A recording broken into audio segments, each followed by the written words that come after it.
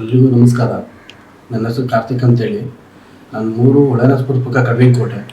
ನಾನು ಪ್ರಜ್ವಲ್ ರೇವಣ್ಣ ಫ್ಯಾಮಿಲಿಗೆ ಮತ್ತು ಪ್ರಜ್ವಲ್ ರೇವಣ್ಣವ್ರಿಗೆ 15 ವರ್ಷದಿಂದ ಡ್ರೈವರಾಗಿ ಕೆಲಸ ಮಾಡ್ತಾ ಇರ್ತೀನಿ. ಈಗ 1 ವರ್ಷದಿಂದ ನಾನು ಅಲ್ಲಿ ಕೆಲಸ ಬಿಟ್ಟಿರ್ತೀನಿ. ಏನು ಬಿಟ್ಟ ಕಾರಣ ಏನಂತಾರೆ, ಇದೇ ಮಾಧ್ಯಮದಲ್ಲೆಲ್ಲ ಬೆತ್ತರಿಸಾಗಿದೆ. ನನ್ನ ಮೇಲೆ ಆಗಿರ್ತಕ್ಕಂಥ ಜಮೀನನ್ನ ಬರ್ಸ್ಕೊಂಡು ನನ್ನ ಹೆಂಡತಿಗೆಲ್ಲ ಹೊಡೆದು ಹಿಂಸೆ ಕೊಟ್ಟು ನನಗೂ ಮಾನಸಿಕವಾಗಿ ಹಲ್ಲೆ ಮಾಡಿ ನಮ್ಮ ಜಮೀನನ್ನ ಬರ್ಸ್ಕೊಂಡಿರ್ತಾರೆ. ಹಂಗಾಗಿ ನಾನು ಅವ್ರ ಮನೆಯಿಂದ ಹೊರಗಡೆ ಬಂದ ಮೇಲೆ ನಾನು ಕೇಸ್ ಹಾಕ್ಲಿಕ್ಕೆ ಅಂತೇಳಿ ಹೋರಾಟ ಮಾಡ್ತಾ ಇರ್ತೀನಿ. ಹಂಗಾಗಿ ನನಗೆ ದೇವರಾಜೇಗೌಡರು ಇವ್ರ ವಿರುದ್ಧ ಹೋರಾಟ ಮಾಡ್ತಾ ಇರ್ತಾರೆ. BJP ಮುಖಂಡರಾದಂಥ ದೇವರಾಜೇಗೌಡರು ಹೊಳೆನರಸೀಪುರದಲ್ಲಿ BJP ಕ್ಯಾಂಡಿಡೇಟ್ ಆಗಿ ನಿಂತ್ಕೊಂಡಿರ್ತಾರೆ. ಹಂಗಾಗಿ ಇವ್ರ ಫ್ಯಾಮಿಲಿ ವಿರುದ್ಧ ಹೋರಾಟ ಮಾಡ್ತಾ ಇರ್ತಾರೆ. ನನಗೆ ಬೇರೆ ಯಾರಿಂದಲೂ ನ್ಯಾಯ ಸಿಗಲ್ಲ ಅಂತ ತಿಳ್ಕೊಂಡು ನಾನು ಇವ್ರ ಹತ್ರ ಹೋಗ್ಬಿಟ್ಟು ನನ್ನ ಕಷ್ಟ ಎಲ್ಲ ಹೇಳ್ಕೊಂತೀನಿ.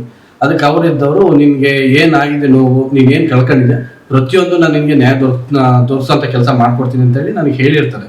ಅದು ನಂಬಿ ಅವ್ರ ಹತ್ರ ಹೋಗಿ ನಾನೆಲ್ಲ ಹೇಳ್ಕೊತೀನಿ.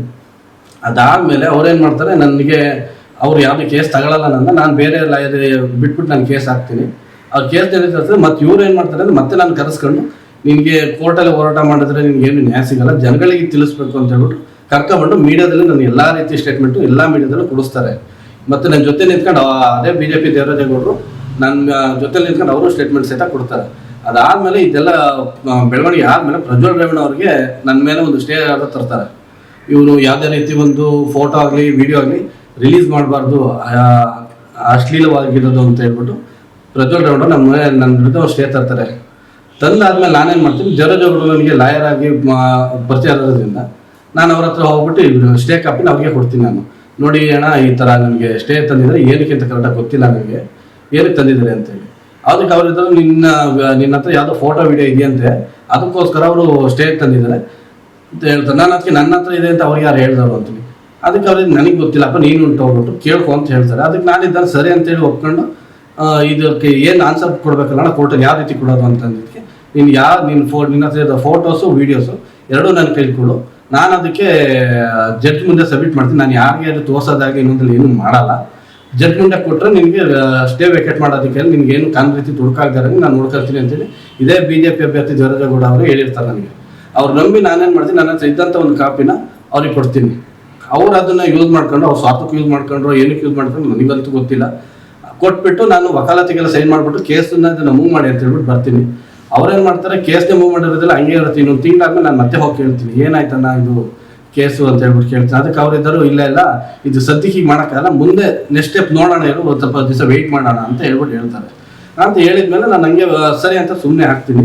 ನಾನು ಮತ್ತೇನು ಇದು ಮಾಡೋಕ್ಕೆ ಹೋಗಲ್ಲ ಅವ್ರ ಹತ್ರ. ಮತ್ತೆ ನಾನು ಅವ್ರ ಹತ್ರ ಏನು ಕಾಪಿ ಕೊಟ್ಟಿರ್ತೀನಿ ಅದು ಆ ಕಾಪಿ ಅವರೇ ಇಟ್ಕೊಂತಾರೆ. ಮತ್ತೆ ಕೇಳ್ತೀನಿ ನಾನು, ಇಲ್ಲ ಇದು ಕೋರ್ಟಿಗೆ ಸಬ್ಮಿಟ್ ಮಾಡಬೇಕು, ನನ್ನ ಹತ್ರ ಇರಲಿ ಬಿಡು ಅಂತ ಹೇಳ್ತಾರೆ. ನಾನು ಮತ್ತೆ ಕೇಳಕ್ಕೆ ಹೋಗಲ್ಲ. ಈಗ ಮೊನ್ನೆ ಅವರೇ ಮತ್ತೆ ಪ್ರೆಸ್ ಮೀಟ್ ಮಾಡಿಬಿಟ್ಟು ಈಗ ಒಂದು 6 ತಿಂಗಳು ಮತ್ತೆ ಅವರೇ ಪ್ರೆಸ್ ಮೀಟ್ ಮಾಡ್ತಾರೆ. ಇವ್ರದ್ದು ರೇವಣ್ಣ ಫ್ಯಾಮಿಲಿದು ಡಿಸ್ಟ್ರಿಬ್ಯೂಟ್ ಏನೋ ಜಗಳ ಆಗುತ್ತೆ. ಅವಾಗ ಹೇಳ್ತಾರೆ ಇವರೇನೆ, ನಾನು NR ಸರ್ಕಲ್ LED TV ಹಾಕಿ ಎಕ್ಸ್ಪೋಸ್ ಮಾಡ್ತೀನಿ, ನಿಮ್ದೆಲ್ಲರೂ ಜಾತಕನ ರಾತ್ರಿಲೆಲ್ಲ ತೆಗಿತೀನಿ ಅಂತ ಹೇಳ್ತಾರೆ. ಅವಾಗ ನಾನು ಕೇಳ್ತೀನಿ ಅವ್ರನ್ನ, ಮತ್ತೆ ಯಾಕಣ್ಣ ಈ ಥರ ಮಾಡಿದ್ವಿ ಅಂತೇಳಿ. ಅದಕ್ಕೆ ಅವ್ರಿಗೆ ನಿನಗಿದ್ರು ಸಂಬಂಧ ಇಲ್ಲ, ಸುಮ್ಮನೆ ಇರು ಅಂತ ಹೇಳ್ಬಿಟ್ಟು ಇದೇ BJP ಮುಖಂಡರಾದಂಥ ದೇವರಾಜೇಗೌಡರು ಹೇಳ್ತಾರೆ. ಇವ್ರು ಹೇಳಾದ್ಮೇಲೆ ನಾನು ಸುಮ್ಮನೆ ಆಗ್ತೀನಿ. ಅದಾದಮೇಲೆ ಪ್ರಜ್ವಲ್ ರೇವಣ್ಣ ಅವ್ರಿಗೆ ಟಿಕೆಟ್ ಕೊಡಬಾರ್ದು ಅಂತ ಹೇಳ್ಬಿಟ್ಟು ಇವರೇ ಅವರ BJP ಮುಖಂಡರು ಹೈಕಮಾಂಡ್ಗೆ ಇವರೇ ಲೆಟ್ರ್ ಬರೆದಿರ್ತಾರೆ.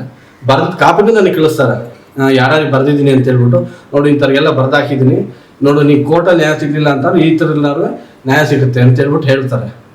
ಅದಕ್ಕೆ ಪೋಸ್ಟಲ್ಲಿ ಹಾಕಿರೋದೆಲ್ಲ ತೋರಿಸ್ತಾರೆ ನನಗೆ. ಸರಿ ಅಂದ್ಬಿಟ್ಟು ನಾನು ಹೆಂಗಾದ್ರೂ ಸರಿ ನಂಗೆ ನ್ಯಾಯ ಸಿಕ್ಕಿದ್ರೆ ಸಾಕು ಅಂದ್ಬಿಟ್ಟು ನಾನು ಸುಮ್ಮನೆ ಆಗ್ತೀನಿ.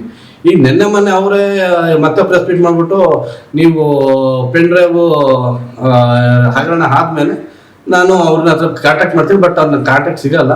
ಮತ್ತು ಅವರ ಈ ಪೆನ್ ಡ್ರೈವ್ನ ಕಾರ್ತಿಕ್ ಬಂದುಬಿಟ್ಟು ನನಗೆ ಕೊಟ್ಟ, ಮತ್ತು ನಾನು ಬರೋಕ್ಕಿಂತ ಮುಂಚೆನೇ ಕಾಂಗ್ರೆಸ್ ಮುಖಂಡರಿಗೆಲ್ಲ ಕೊಟ್ಟಿದ್ದೀನಿ ಅಂತ ಹೇಳ್ಬಿಟ್ಟು ಸುಳ್ಳು ಅಪಾದನೆಲ್ಲ ಮಾಡ್ತಾವ್ರೆ. ಬಟ್ ಏನಂತಾರೆ, ನಾನು BJP ಮುಖಂಡರಾದಂಥ ನಮ್ಮ ಹೊಳೆನರಸೀಪುರ ಕ್ಯಾಂಡಿಡೇಟ್ ಆಗಿದ್ದೀನಿ, ಪರಾಜಿತ ಅಭ್ಯರ್ಥಿ ಆದ ದೇವರಾಜೇಗೌಡರು ಬಿಟ್ಟರೆ ನಾನು ಇನ್ನು ಯಾವುದೇ ಕಾಂಗ್ರೆಸ್ ಮುಖಂಡರಿಗಾಗಲಿ ಇನ್ನೊಬ್ರಿಗೆ ಯಾರು ಕೊಡಲಿಲ್ಲ. ಕಾಂಗ್ರೆಸ್ ಅವ್ರಿಗೆ ಏನು ಕೊಡ್ಲಿಕ್ಕೆ ಹೋಗಲಿ, ಕಾಂಗ್ರೆಸ್ ಅವ್ರ ಜೊತೆ ಚೆನ್ನಾಗಿ ಅವ್ರ ಜೊತೆ ಒಡನಾಟ ಇಟ್ಕೊಂಡು ನಾನು ಹಾಕಿದ ಕೇಸ್ನೇ ಅದು B ರಿಪೋರ್ಟ್ ಹಾಕ್ಬಿಟ್ಟು ಇದರಲ್ಲಿ ಏನು ಸಾಕ್ಷಿ ಇಲ್ಲ ಅಂತ ಹೇಳ್ಬಿಟ್ಟು ಕೊಡ್ತಾರೆ. ನಾನು ಅಷ್ಟು ಸಾಕ್ಷಿ ಎಲ್ಲ ಕೊಟ್ಟರು ಅಂಥದ್ರಲ್ಲಿ ಕಾಂಗ್ರೆಸ್ ಅವ್ರ ಕೈ ನಂಬಿ ನಾನು ಹೆಂಗೆ ಹೋಗ್ಲಿ ಅಂತ ಹೇಳ್ಬಿಟ್ಟು ಇವ್ರ ಹತ್ರಕ್ಕೆ ಹೋಗಿದ್ದೆ.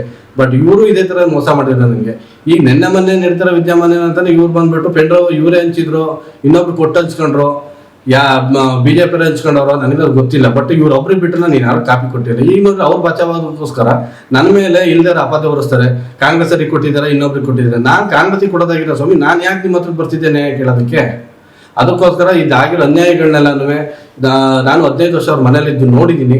ಅವ್ರು ಏನೇನು ಮಾಡಿದ್ದಾರೆ, ಯಾರು ಬಂದಿದ್ದಾರೆ, ಯಾರು ಹೋಗಿದ್ದಾರೆ, ಎಲ್ಲ ನನಗೂ ಅವ್ರು ಒಳ್ಳೇದು ಕೆಟ್ಟದ್ದು ಎಲ್ಲ ನಾನು ನೋಡಿದ್ದೀನಿ. ಅದಕ್ಕೆ ನನಗಾಗಿರೋ ಅನ್ಯಾಯ ಇನ್ಯಾರಿಗೂ ಆಗಬಾರ್ದು ಅಂತೇಳಿ ಅವತ್ತು ನಾನು ಪ್ರೆಸ್ ಮೀಟ್ ಮಾಡಿದ್ದೆ. ಅದಕ್ಕೋಸ್ಕರ ಈಗ ಮೊನ್ನೆ ನಮ್ಮ ಜೊತೆಲಿ ಕೆಲಸ ಮಾಡ್ತಿದ್ದಂಥ ಒಬ್ರು ಪ್ರೆಸ್ ಮೀಟ್ ಮಾಡಿದ್ದಾರೆ. ಅದಕ್ಕೋಸ್ಕರ ಅವ್ರಂಗೆ ಬೇರೆಯವರು ಬಂದು ಹೊರಗಡೆ ಬಂದು ಮಾಡಿ ಅಂತ ಕೇಳ್ತೀನಿ.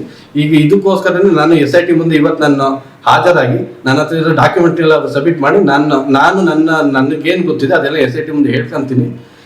ಇದರಿಂದ ನ್ಯಾಯ ಸಿಗುತ್ತೆ ಅಂತ ಅನ್ಕೊಂಡಿದ್ದೀನಿ. ಇದಾದ ನೆಕ್ಸ್ಟ್ ಸ್ಟೆಪ್ ನಾನು ಕೂಲಂಕುಷವಾಗಿ SIT ಮುಂದೆ ಬಂದಾದ್ಮೇಲೆ ಮೀಡಿಯಾದ ಮುಂದೆ ಇದೇ ನಿಮ್ಮ ಮಾಧ್ಯಮದ ಮುಂದೆ ಬಂದು ನಾನೆಲ್ಲಾನು ವಿವರವಾಗಿ ಹೇಳ್ಕೊಳ್ಳೋಂಥ ಕೆಲಸ ನಾನು ಮಾಡ್ತೀನಿ.